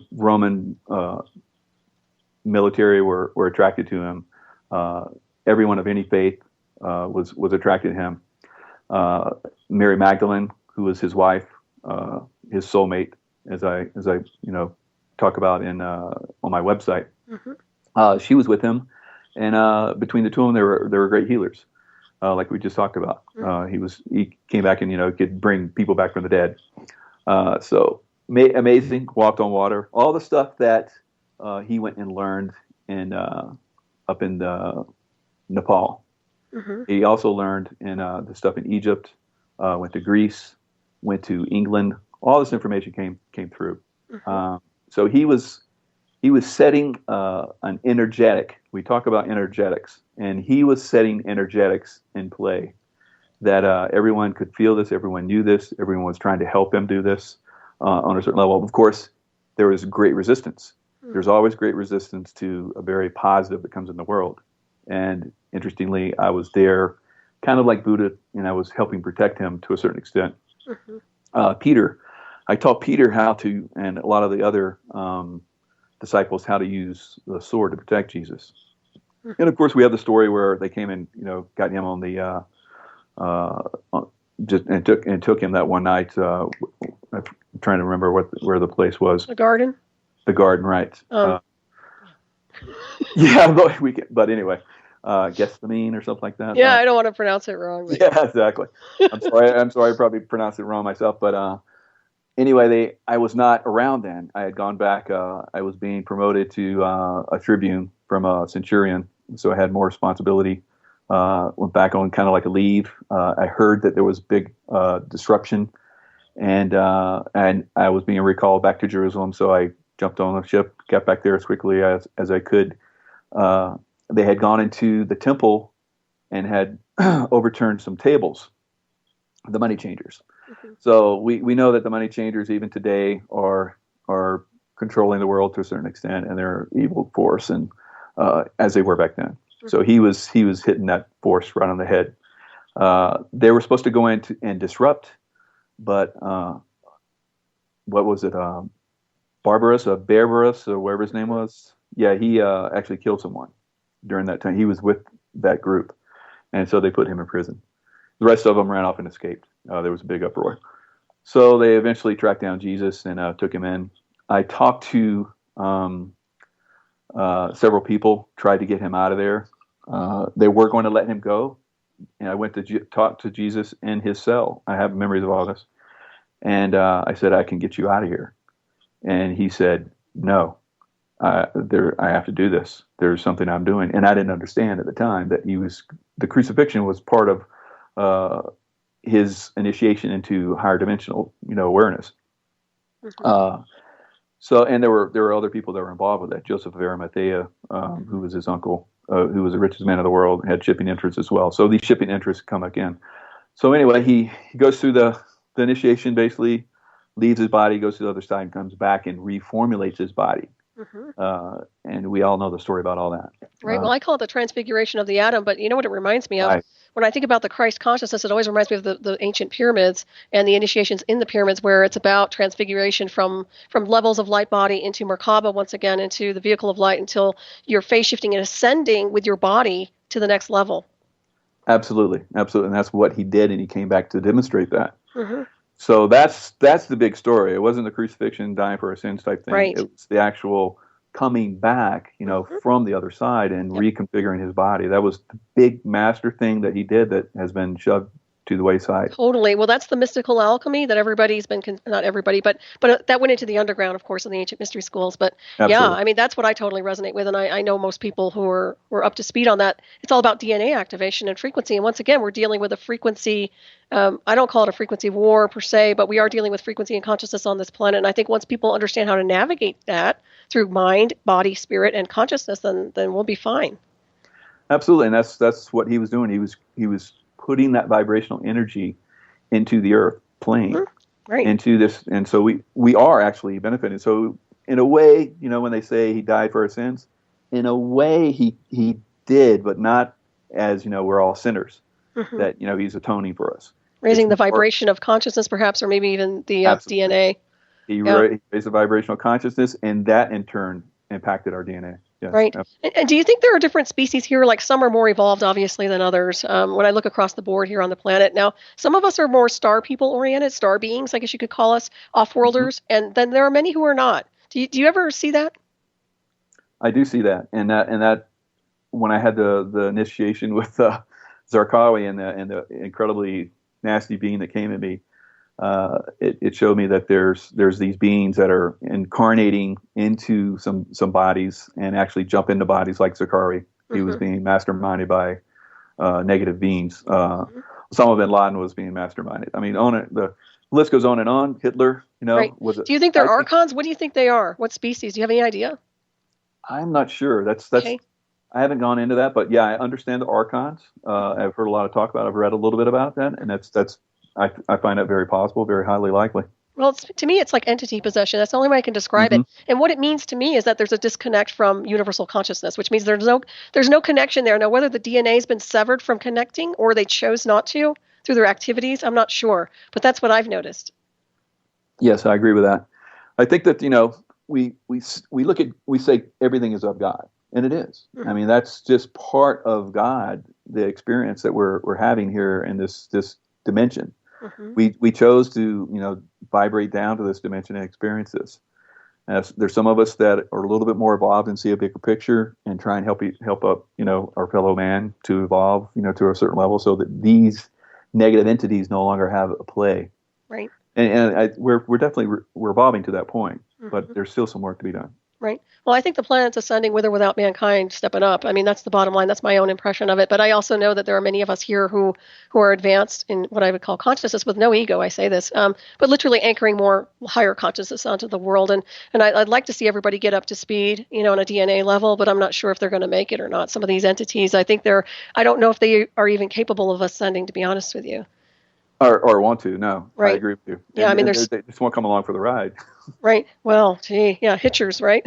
Yeah, they've And been around for a while, but they can't stay in this vibration that's coming up. right. They're And as we're evolving, they're evolving out. yeah, And and exactly. doing their thing I there. Yeah. agree. And they're almost like parasites to the host, too, because the host will keep ascending through consciousness and DNA activation, but these parasites will try to hold it down in frequency. And that would explain the possession of the person. Right.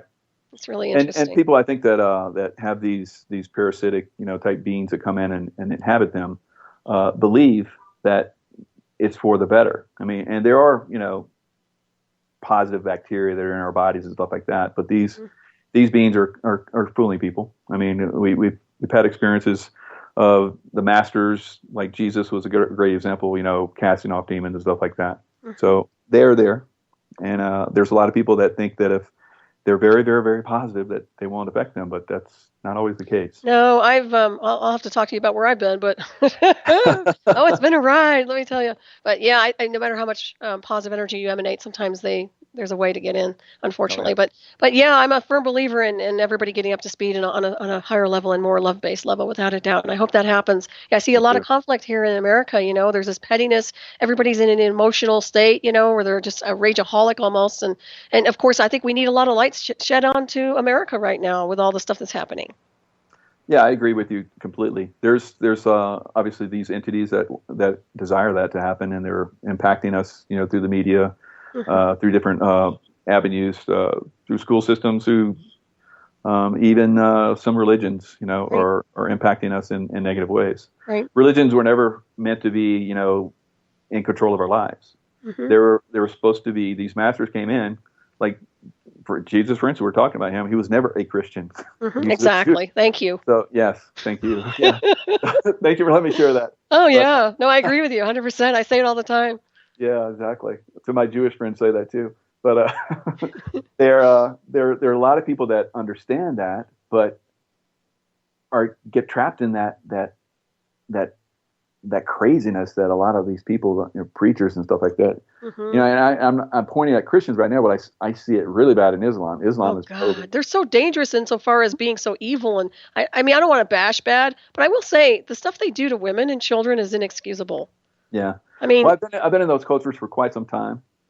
Most of them, I would say 90% of them, are very beautiful people. And Islam is a beautiful religion if it's not manipulated. But just like Christianity, it's been manipulated. I think a lot of the religions have been manipulated over time. Right. The masters, most of them, every one of the masters said, "Don't write this stuff down and don't make it a religion." But what happens? It always gets done. Well, then they start worshiping print. That's the bottom line. And the print is usually written and channeled by mortals who have edited it. I always say man creates God in his own image on some level. And I think he does to some degree. And of course, I believe that the best and most sacred data is that which is not spoken and is more about consciousness and in cellular memory. Oh, absolutely. But you see through time, and that's one of the beauties of doing the past life research. You can start to see the patterns throughout time. Right. You see a government needs to have people that are, in some semblance of control, have morals and stuff like that. So they bring in some type of religion, whether they do it for good reasons. A lot of times it's done for good reasons, but eventually it devolves and it becomes a manipulation, a control factor. Or abusive in some way. Yeah, I don't like that at all. That's not okay. And of course, now, when you access these timelines, are you changing the pattern while you're there, not only to heal yourself on a cellular level, but also perhaps on a planetary scale? I feel that I have done some of that work. I'm not consciously trying to do that, but I feel that it actually is having an effect. Right. And I think that everyone can have it. If you do something positive, I don't care if it's just like opening a door for someone or helping elderly person across the street or something. You have created a positive energy at that point that impacts the entire world. I agree. Now, of course, if you do the opposite, if you do something negative and like trip some lady that's walking down the road or steal something from someone that really needs money, that negatively impacts the world as well. So I have found that with myself, if I do something negative, it takes 10 times a positive to overcome that. So so I try very hard not to do anything negative, but I'm a being, I still do these things. So I think that, yeah, I do on a very, very high level, conscious level, try and change the world in a better way.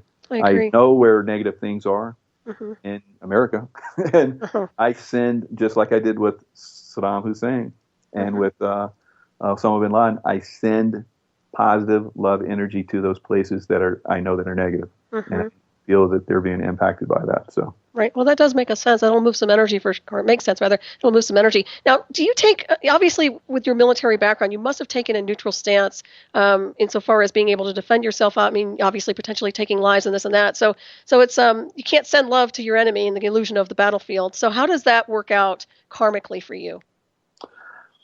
Actually, I've been in combat quite a bit. I've shot at people. I think I'm very fortunate that I have never killed anyone. At least I don't believe I have. But there have been people that have tried to kill me quite a bit, and I have actually shot back at them. And I've had people that I work with send bombs to them and stuff like that. But the way I overcome that, I do send them love. I do forgive them, and I know that on some level that there is some kind of positive in that person. And maybe they have been influenced and manipulated to believe that I need to die, which obviously is the case. So there's a lot of people on my end that are manipulated to do the same thing back to them. Right. I have been told to kill people that me and my group were like given direction to anyone that's wearing this particular clothing, kill them on sight. And we're like, no, that's ridiculous. So there is an active conscious awareness out there not to do some of these negative things that are being passed down to the military. I think a lot of people hearing this right now would be comforted by that. Right. Yeah, because we figured you're following orders and that you cannot defy that. Not blindly. Right. There are those people that are controlling. Yes, there are some people that are controlled to the point where they blindly do that, unfortunately, and those are the least trained, unfortunately. The most trained, have a very conscious decision. Very early in my career as a Navy SEAL, I had the conscious, and most of the people that I have always worked with, we all had conscious decisions of what we were going to do when we went in, how we were going to respond. I mean, look at the SEAL Team 6 raid on Osama bin Laden's compound. They did not kill everybody. They only killed people that had guns that were going to kill them. The women weren't hurt. The children weren't hurt. Nothing else was hurt. So this is a conscious decision at the high level of training to be able to direct your energy in the most effective, most least lethal way possible to accomplish missions. Right. And that's where I think we're seeing the evolution towards more special forces use. And that's a positive, I think, for humanity as a whole. Right, because you're more seasoned and higher consciousness oriented, I would suspect, yeah. Right. Same thing with police officers. You see the most junior police officer do the horrific stuff, and then the guys that are seasoned have been around just shake their heads, go, "Oh no, we're going to get some of this now." Right. So I feel bad for them because they're not all bad, and I agree. Of course not. Yeah, that's rough for them too. And what about the transhumanism? Now, obviously, I don't know if you're familiar with transhumanism. Man engaged with machine is our future. Are you familiar with that? Have you done any research on it? A little bit, yes. Okay. What do you think about that? I think that's good, and it has a positive outlook. Okay. We had the movies, Terminator type series stuff. We're like, oh God, that would be horrible. But I think there's AI out there that actually is doing some positive things that they actually connect. And it's been my experience when I've worked with these in past lives, that this energy cannot go negative. Interesting. So, well, I don't think it can be directed, but to a certain extent, it can't go to a certain level. I see. Well, I think that a computer program or a computer AI intelligence is only as good as its programmer. Now, if there's a deceptive program running where the inventor created something devious, then of course that would be an output. But I agree with you. I think that the potential for artificial intelligence can be positive. Once again, it has to be used with wisdom. Right. I agree. Yeah. So hopefully we'll get that. It evolves just like we do. Right. Absolutely. And also, go ahead. I think, it can't, like I was saying, I don't think that it can. I have not seen this throughout my past lives and in my present experiences, that this artificial intelligence goes negative. It can be programmed to go negative, but eventually it evolves out of that. That's Just nice like to we hear. would. Yeah, as we're little kids, sometimes we do stuff that we, as adults, we would never do. Hmm. And as we evolve, we understand things more. More our morals evolve, so forth. We understand things more. We Hmm. understand that we, don't, kick the dog or slap our sister or Right. Mental so on. discipline. Yeah. Yeah. So I think these AI, these interpersonal beings are starting to do some of this as well, Hmm. evolve. Well, that's good to hear. Now, Yeah. did you receive any technological upgrades with the Navy SEALs? I know that they classify you guys as the early super soldiers. I don't know if you even realize that or not. Um, Not that I am aware of Okay. on a conscious level.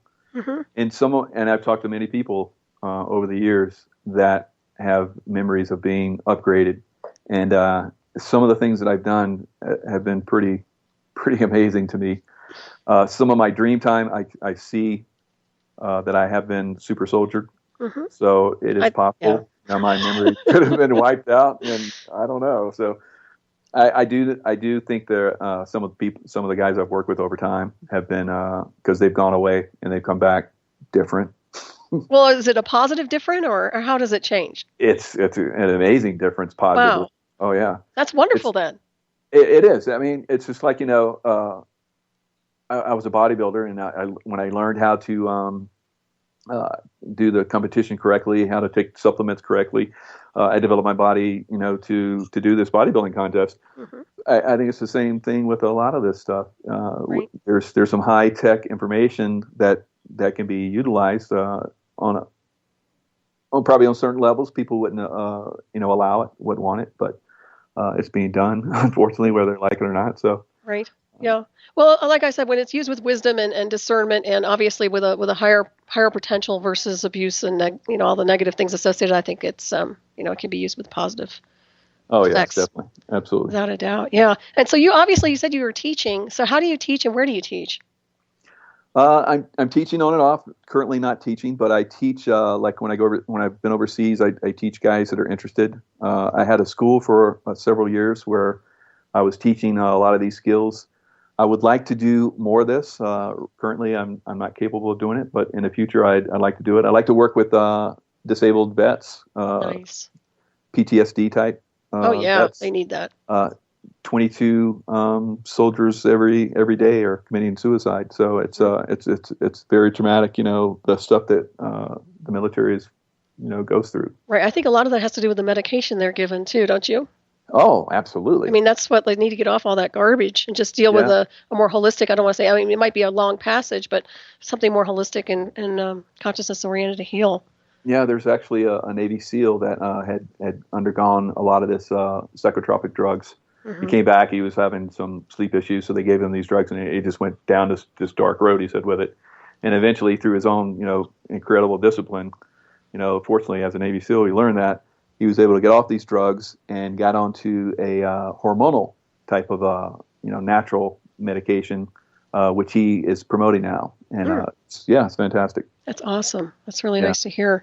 Yeah. And do you ever or have you heard of anyone getting maybe stalked or shadow stalked or haunted by perhaps a bad combat situation that they've done in the military?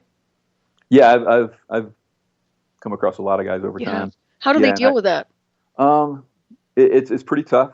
I've talked to a lot of these guys. I've talked them through it. Hmm. They need to understand that they were doing things to protect themselves and others. Right. We all have these guilt feelings. Being in combat, seeing people die that we're close with, and the killings. So Hmm. this is totally not natural. And when we're exposed to it on a very close and personal level like that, it's going to have an effect. Hmm. And I I worked with some guys over the years. It's pretty amazing. They can be worked with, and they can push through it. When I teach them the intuitive stuff, when I teach them how to meditate, how to go into and find these different aspects, it's pretty life changing for them. Hmm. So a lot of people that I've worked with over the years that have read my book have come to me and told me that it has changed their life for positive, and it saved so many people told me it saved their life, and I mean, just one of those people came forward and told me that it would be worth doing all the work that I did. But I've had well over 100. Awesome. So that's yeah, wonderful. Yeah. And I'm sure and if 100 come to me, I know there's 10 times that many. Oh, absolutely. Yeah, you're a force that's desperately needed right now on this timeline for sure, I would say. So that's good. And did you work with various forms of meditative techniques when you were in the Navy? I mean, I know that they do a lot of where they're just pushing themselves into overdrive through consciousness insofar as being able to heal their bodies easier or combat a situation and speed up with their skill level through martial arts or something. Did you come across that? I never came across that. And when I finally did on my own and started to teach it, we did that with a hand-to-hand program that I started. We taught guys how to go into what we call the alpha state, which is the brainwave patterns. The beta is the more conscious, that we're focused on, right in our immediate world, looking at a computer, doing arithmetic, whatever. The deeper forms of consciousness, the alpha state, we would teach guys to fight in the alpha state, which is like a meditative state. And I could see the guys when they shifted into this state.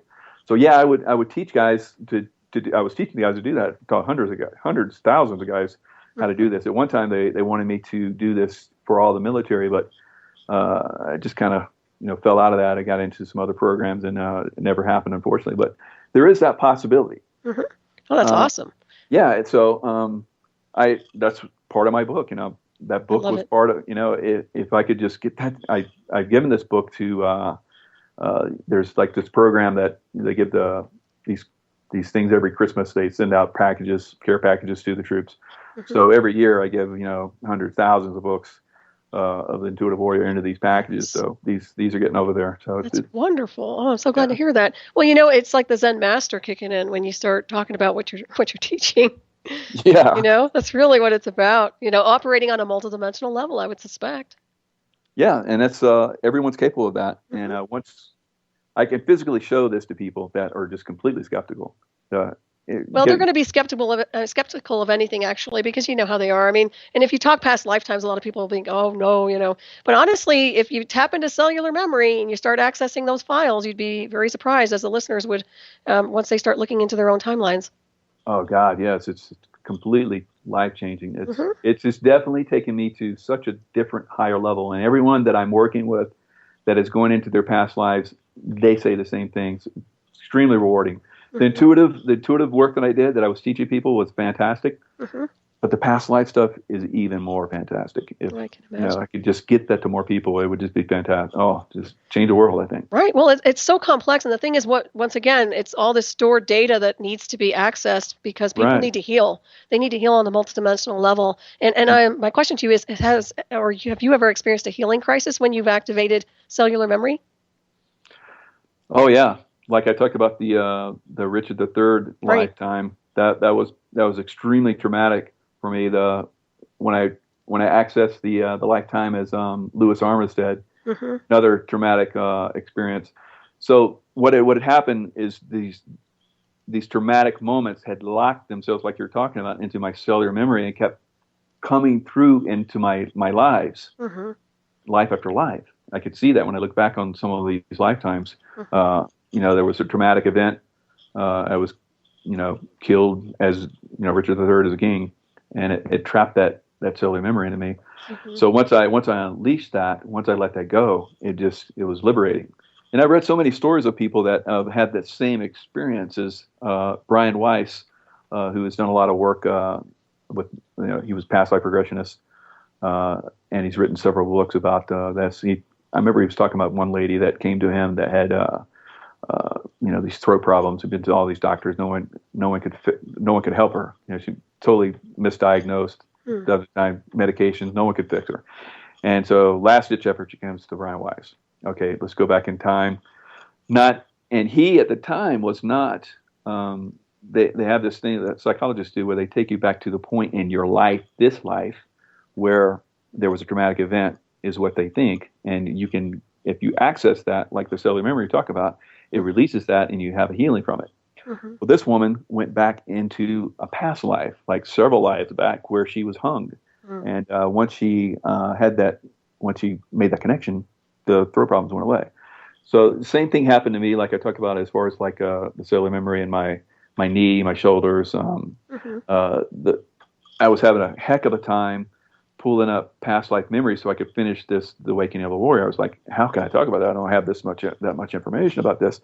Once I found basically the Richard III life was thrust on me, and I had that healing from that. All these lives and I just really went deep into this. I could go into a life. I can go into any lifetime right now that I connect with. Excellent. And look at the memories. Just look, think about when you're a little child. You're not thinking about, a childhood incident, but maybe a movie comes on what you saw as a child, or you're looking at a scrapbook and you see yourself as a child. These memories come back out. You start to focus on that memory, and then more memories start coming back. I haven't thought about that in years. It's the same thing that you do with a past life. You just go further back. Right. You find these points in your past lives, whether they're traumatic or whether they're positive. I mean, I have plenty of positive memories of past life that are not traumatic. They're fabulous and fantastic. Yeah. Everyone thinks the king lives are just fabulous. You're like pampered and protected and stuff like that. Those king lives are pretty tough. I mean, everyone's out to get you. You're a target, big time. Big time target. Oh yeah. Wow. It's interesting. They'll take you down. The nobles will take you down. Your families, they want that power. So it's a struggle. Wow. Have you ever looked into your ancestors' timeline? I'm wondering, because you're able to access your own reincarnation and your experiences, what about ancestry? Have you ever looked into perhaps an ancestor that's been connected in with you through the timeline of reincarnation? Oh, yes. My mom was, she was a Wilkerson, and it went all the way back into England. There was a noble in England. My grandfather, his grandmother was a Cherokee Indian. So I have these Indian lives. I have, of course, the lives with the king, the nobles, the kings in England. I was William the Conqueror, came over from Normandy and conquered England. So I have, and before wow, that, you're related to me somewhere. I'm sure we probably are. Yeah. Oh, I know we are. Yeah, probably part of the biggest soul group. I'm sure. Yeah. Yeah, you're amazing. I just talking with you, your cellular memory stuff it's hitting a very nice nerve with me. You're very good. Yeah. Well, thank you. We'll have to talk to you about other things too someday. You're going to be blown away, I'm sure, but not really, I guess. No pun intended there. But yeah, really. But we were you were talking about what I found interesting was that woman who went through the regression to clear her illness. Now, what about if an area is haunted, say from a previous lifetime, say a castle or something, or wherever you were, and you go through a healing session, and then all of a sudden you clear that trauma, and then there's the ghost. Is it still there? Is the imprint still there at the castle per se? This is just an analogy, or do you think it vanishes and dissipates? That's fascinating. You brought that up because I did have a past life where I was ghosting a castle. I had died there in a battle. So once I made that connection, then that ghost left. That makes sense. That ghost was trapped there because the traumatic experience, and that's what happens. But people were probably saying, "Oh, how could your ghost be there when you're incarnate now?" Because what basically happens is every life is a spiritual event. You have a spirit that is incarnates, and your ego and those experiences you have in this particular life influences that spirit. Your soul is still in the spirit world, or, the life between lives. So it impacts you. It's constantly learning from all these different lives. And we think these lives are like linear, but there's no time as we know it. Right. They're all happening at once. Which very hard concept to understand. It's really not. It's because we're multidimensional beings and we exist simultaneously. So that makes perfect sense once people get up to speed with the physics beyond physics. Yeah. Absolutely. So these are all happening at once. But yes, the Richard III life, this was fantastic. When I had the incident of feeling every one of those stab wounds, the next day they found Richard III's body in the parking lot. Oh wow. Crazy. Hardcore. Yeah. So that's wild. So when you have these releases, not only do you have the release, but it has a release within the entire cosmic, multidimensional line all the way down. Boom, boom, boom. Allows the Yeah. spirit to breathe, I would imagine. Yeah. Oh, yeah. Well, Exactly. I think that there's a lot of hauntings here across the board on this planet, and if people would do the inner work, they might find this place to be more free, energetically. Yeah, I think the fear is the fear is a problem. People Hmm. think that fear is okay. You can dwell in fear, but fear is a negative. Right. I used to teach this in the hand-to-hand program. If you focus on fear, it's a negative. It slows you down. It stops you. Right. On and on and on. You have to learn to push beyond your fears. You can feel the fear. It's like a wake-up call, but you don't dwell on it. If you dwell Absolutely. on it, you're done. Right. And It's a especially block. yeah, exactly. In a combat situation, you're dead. Hmm. So you have to learn how to when I started videoing people in the hand-to-hand course, and I could see it myself as well. When we were surprised, it wasn't like a turn away and back away like in fear. It was you could see everyone turn and look right at what had surprised them, Mm. and to find out what exactly it was, and to find out what they needed to do to handle it if it was a threat. Hmm. So I didn't. You see these movies where these kung fu masters, these are all make believe. Somebody sneaks up and touches them, and they like turn around, Right. break their neck or something. But it's not like that. You learn to look at something that startles you, and it's not a fear thing. It's okay. What is that? You look at it. What is that? Right. As an That's the way observer, more so. Hmm. exactly. That's the way it should be for your fears. Right. When you feel this tension, this you're startled or something, look at it, identify it, and overcome it immediately. Because if Hmm. you don't, then it's going to lock and it's going to start to drag and it's going to pull you into a zone that's not good. And the same Right. thing with the ghosts and stuff like that. I I mean, totally agree. Well, yeah, you're right, because it starts in the aura, it starts in the four body system, energetically speaking. And then, of course, if you don't acknowledge what's going on, and if people do have fear and they don't remove the blockages, then, of course, they can get ill and everything else associated. So, yeah, I agree with you Mhm. on that one. Now, do you use a form of, obviously, you probably used a breathing method for your defense system, universal life force chi, martial arts, something like Absolutely. that? Yeah. Yes, you have to learn to breathe, and that's one of the things that we taught the guys. We taught them to go into wide angle vision, which activates the cones in the eyes and the side of the eyes, the peripheral view. These cones in the eyes activate the alpha state, which is crazy. But just going into wide angle vision will start to activate alpha brainwave cells, and the breathing. If you do shallow breathing, and this is for any time in your life you find yourself shallow breathing, you should learn how to do the deep breathing. Hmm. Um, we taught them to breathe, like when they were fighting. We could see them; they like start to get tense. Their muscles get tense, and they start to shallow breathe. And we tell them, Right. breathe, breathe. Wide angle vision, breathe, alpha state. So we're starting to impact their brains, starting to teach their brains to work through fears and trauma and even injuries. Some of the guys were getting injuries, and I would have like incredible injuries, like life-threatening injuries that because I went into these alpha states, the next day I was fine.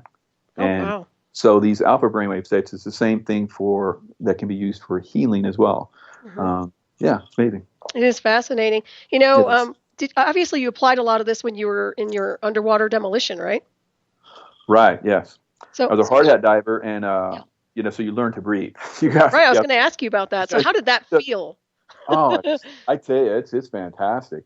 I love diving. God, it's total meditation because it's like quiet Mm-hmm. because you're deep in the water. You can hear like chips and stuff from the sea, but it's very calming. You're floating, you're weightless, and you're having to breathe. You have to focus on your breathing. Right. See, it just puts you in that meditative state. It's fantastic. I would think it would enhance your psychic skills. Yeah, it's part. I think that is right. I think it's part of the bigger picture of what I came in to do. Mm-hmm.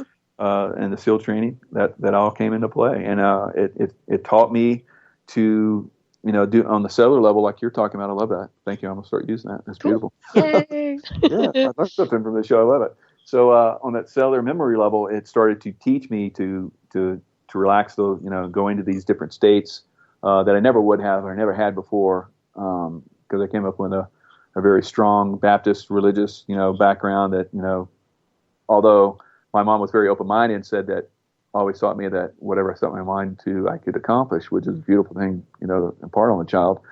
I still had this, I was still going to Sunday schools and getting imparted with all this information, this dogma. Mm-hmm. So I had social conditioning, had to overcome that. And part of that fortunately, was through the SEAL training.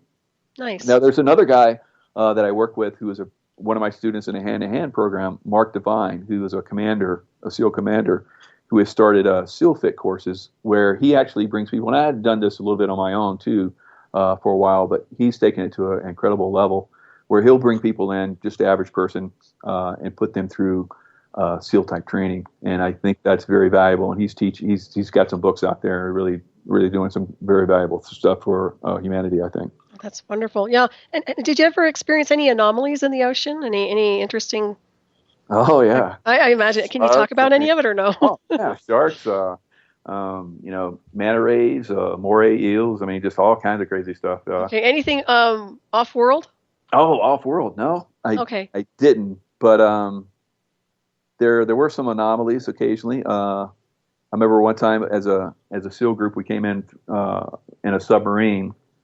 And there was the submarine commander told us about something that had come in close that was not of this world. And I remember. Now, it's funny that you brought that up because I thought that was just I just kind of blew it off. But now that you mentioned it, yeah, there has been a few things. I'll probably dig a little deeper in my memory and probably find a few other things. I was going to say you should really start looking into that timeline. And also, how deep were you guys when you picked up on that?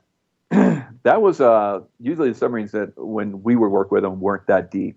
Pretty shallow, maybe 60 feet at the most. Oh, okay. That's a very cool feeling to get out on a submarine. I remember one time there was a full moon. I was out on the deck of the submarine. Of course, it's all quiet, and the submarine's like moving through the water. It's like you feel like you're on a big whale. Nice. Look up and see the moon through the water. Yeah, it's beautiful. Wow.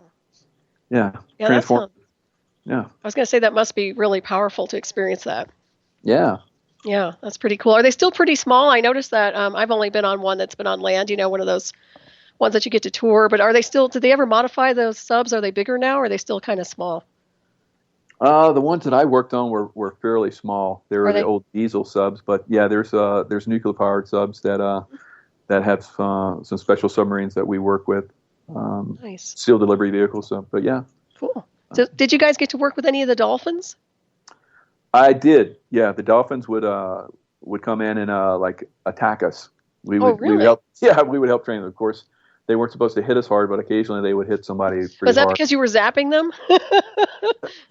No, we didn't do that. They were attack dolphins, and SEALs do the same thing. So they were like anti-swimmer dolphins. Mm-hmm. So we would do this. Eventually, we learned how to defeat them, which I can't disclose, but that's okay. Yeah, SEALs, we can accomplish anything. Wow. We do the impossible, but they're very telepathic naturally. They are. Besides the John Lilly work that's been done and all that other stuff. Yeah, and I think these particular dolphins and SEALs had been kind of like militarized, so maybe they still have that, but yeah, there's some amazing things. I've swam with dolphins before in the wild and on several occasions, and they are amazing creatures. Absolutely. They're very intuitive, without a doubt. Absolutely. Yeah. I was going to ask you, have you had any recall of, are you familiar with walk-ins or any type of surrogate souls that literally say there's a soul that occupies your body for a few years, and then all of a sudden there's a big traumatic event, and then another soul comes in, which is the one that was supposed to be there. Have you heard of that? I have heard of that, and one of my twin souls, Kathy, we have had lifetimes where she was in a body, and then I would come in after that. I was told this, and I had a connection with that. I felt that I've done that before in the past with many incarnations. So I think that's definitely something that happens. Yeah, I agree with you on that one too. There seems to be a lot of what we call walk-ins lately. I don't know if you've done any research in that area or not, but people who have like near-death experiences or something like that, or what we call soul rotations, where another one will connect in, who they have a contract, obviously, on a multidimensional level where they reconnect and the other one shows up. And then there's a different personality and maybe more enlightenment with another one. Yeah, I've read a lot of cases about this where there's this contract like you're talking about where an off-world being, a Venetian, so they're very love-inspired people, beings will come in and start to impact their information into Earth. So there's a lot of work that's being done through that. Totally. So what was it like when you started receiving your confirmations about your past lives? How did that make you feel on a multidimensional level? I mean, it must have been really, I don't know if it was disturbing or not, but what did it do for you on an energetic level? It was disturbing to me. It was actually kind of traumatic Mm-hmm. The I went to this one woman, Mary Roach, she's in Virginia Beach, very, very accomplished psychic. When I was working at the Edgar Cayce Institute, of all things, yeah, I was helping them with past life information. Love it. So I'd never done a reading before. I was kind of, skeptical. I'm thinking this crystal ball lady, is like, well, they're looking at crystal ball, So I'm kind of, I don't know about this. But this one woman that worked there was like, oh no, it's nothing like that. There's this one woman that we all go to, and she was telling me that, yeah, we're almost all of us here at the Edgar Cayce Institute. We've been Essenes in past lives. We work with Jesus, and I was like, wow. She said, you probably have too. And I was like, who am I? In Jesus? No way. So I went and saw this lady, and she said she confirmed that I had, had a life with Jesus, and she told me all about all these other lives, and I was blown away, and I was like, well, this is phony, this can't be real. So I went to another psychic, and the psychic, without knowing anything else that had been told me, of course, the same thing. So then now I'm convinced, and it was kind of like one of those, I had a life with Jesus. Oh, it took me probably 5 to 6 years before I ever had another, experience with a psychic to get to grips with that. So yeah, it can be traumatic, but when I work with my twin soul Kay, Kathy, she just recently, over the last year, she read my book, The Intuitive Warrior, and she contacted me, and her husband is part of our twin soul group too. We've all had lives together. It's amazing.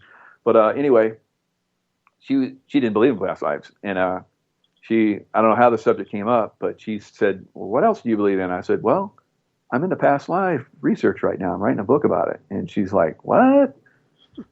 And I said, yeah, I got all these lives. And she's like, what?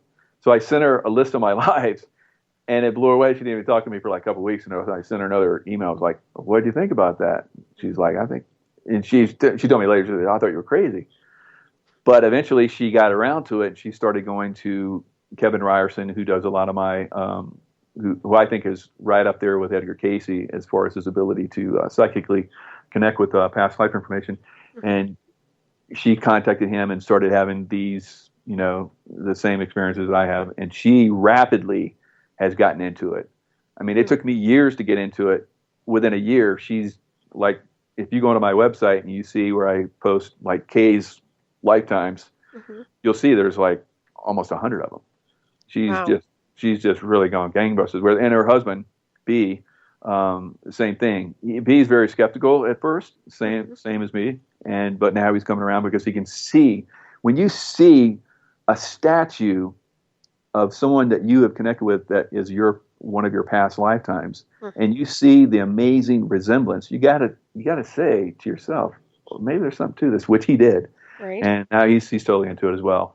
And their son, who was like completely, he thought we were all crazy. Now he's doing his own past life research. He's all into it too. But you set the example, and people start to catch on. Yeah. They do. Well, I think it's just about awakening to the next level of consciousness, in a multidimensional space, and then people start to kind of connect with those incarnations, which is really fascinating. So it sounds like you're the man you were talking about reads the Akashic records, right? Yeah, he actually taps into a being, Aton Ray, who is ascended. Okay. He's ascended master, and I've actually had lifetimes with Aton Ray in Egypt during the Akhenaten's time frame. He was a priest during Akhenaten time frame. I was the head chariot driver, and I set up the city that Akhenaten, the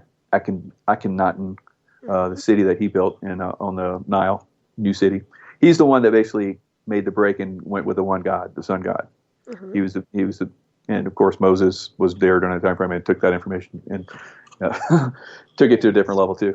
But he basically channels this ascended being, Aton Ray, and Aton Ray, goes into your Akashic records, and I've actually started to go see Aton Ray on my own, and I open a book and he shows me, what I need to know. I come back into my body with this information that I have never ever seen or witnessed or on any different level, and I go research it, and there it is. Yeah, there's the confirmation. Well, it sounds like you have received initiations on the inner planes to me. Oh, yeah, definitely. Yeah, you're definitely an old soul. There's no doubt about it. Are you familiar with the Rashiba Egyptian healing system by chance? No. I'll have to turn you onto that sometime because I think you might have a resonance with it. But well, I Yeah, know you mentioned definitely. Reiki in your book, and Rashiba is another formula connected to that Oh, sort good. of thing. So yeah, form of Fantastic. healing. Yeah, I love the Egyptian stuff. Yeah, me too, big time. Yeah, and it's kind of heartbreaking to know there's so much turmoil over there, but things will change, I guess. So, Yeah, so it is changing because the reincarnation of Muhammad. I talk about this in my website too. Muhammad is one of my twin soul group. hmm, He is actually in Egypt now. interesting. Yeah. That's very interesting. Yes, isn't it? Well, I'd like to. Well, I know, obviously, let's just kind of boogie blast everything and get this planet in alignment, shall we? Yeah, do it. I'm so tired of the evil. I'm like, oh, I can't do it anymore. Most of us are. Oh, I'm Yeah, telling you. So and it's good. that's a key.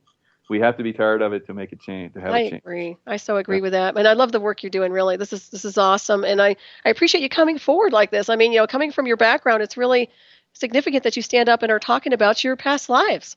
Well, thank you for giving me the opportunity. Oh, Yeah, my this has been pleasure. Yeah, fabulous you're going to talking have with to come back. I swear you're you. Oh, going I'd to. love to. I didn't read your other book. You sent me the other one, so I want to read that one too. Oh, yes. Well, good. I'm glad because the last lady that interviewed me was very interested in that book too. So I sent her a copy. I will send you a copy. Yeah, I love it. Absolutely. Yeah, totally. And also, let's give everybody a rundown insofar as your let's talk about your website, how you can be contacted, and you're working on another book, right?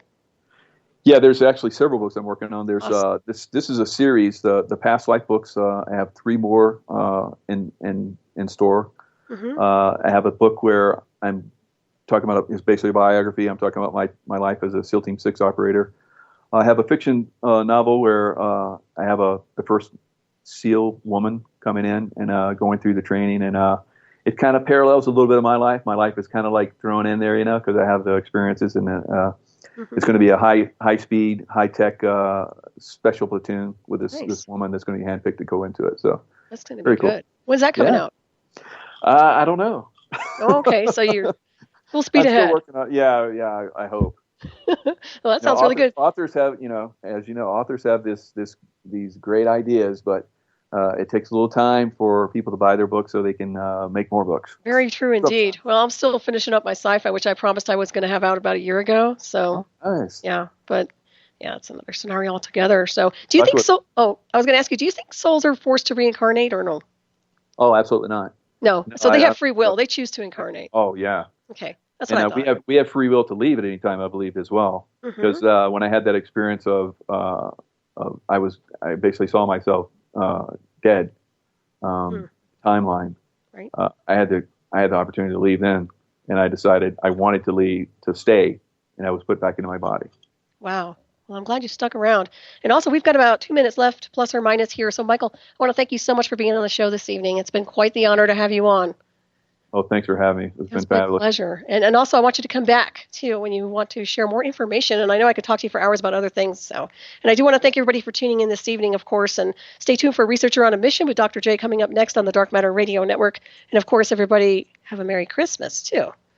If you celebrate, happy holidays, of course. And is there anything you want to leave our listeners with today? Love. Yeah, focus on that love, because love is what makes the world go round, right? Well, I totally agree with that one. And I like to send light and love and healing, but there are times when you feel like you have to lock and load. So I agree. think that's my internal struggle. Exactly. As a warrior, yeah, there's big struggle. I'm a spiritual warrior too. Is there anything that you have on your bucket list that you have yet to do? Yeah, there's places I want to travel to. I would love to do more traveling in England and connect with some of these past lifetime places that I have had. Nice. More Egypt trips, Greece. Yeah, a lot of traveling. And also, what are you currently doing right now? You're doing security work, right? Yeah, still doing security work. Okay, excellent. So you're kind of contracted kind of moved out of that, but still doing it on a limited basis now. Okay, so does that make you travel a lot, or? It did, but not so much anymore. So Excellent. Now it's pretty much here in the States. Well, that's good. I'm glad you're here in our home ground here. Excellent. That's good. That's very good. So I really want to thank you again for being with us also. And let's see here. Is there any place on the map you haven't visited that you feel you still have an incarnation associated? Russia. Russia? Yeah. I was Peter the Great, so I feel Russia because once I was in the military and, of course, working for the government, there was no way I was going to Russia, but now I feel a very strong desire to go to Russia. Wow. Well, with that being said, let's see what happens there. Thank you, everybody, for tuning in. Appreciate it, Michael. Thank you so much. Thank you, Keith. You. Have a great week, everybody. Merry Christmas.